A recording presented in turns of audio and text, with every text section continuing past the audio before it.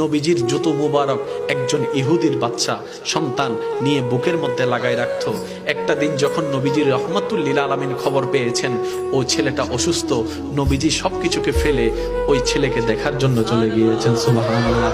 যাওয়ার পরে নবী বুঝতে পারলেন তার আর দুনিয়ার ভিসা বেশিক্ষণ নাই। রবের কাছে দোয়া করলেন, ও আল্লাহ, আমাকে মহাব্বত করে আমার জুতা নিয়েছে, আমাকে মহাব্বত করে আমার জুতা বুকে নিয়েছে। জগৎ যখন জানবে নবীর জুতা বুকে নিয়ে নেওয়ালা জাহান্নামে চলছে, জাহান্নামের আগুনে জ্বলছে, আল্লাহ, এটা তো আমার ইজ্জতের ক্ষতি, এটা তো আমার ইজ্জতের ক্ষতি। তুমি না বলেছো ওয়ারাফানা লাকা যিকরাক, তুমি তো বলেছো ওয়ালা সাওফা ইউতিকা রাব্বুকা ফাতারদা, তুমি তো আমাকে বলেছো ওয়ামা আরসালনাকা ইল্লা রাহমাতাল লিল আলামিন। নবীজি যখন রবের কাছে ফরিয়াদ করলেন, রব দোয়া কবুল করলেন।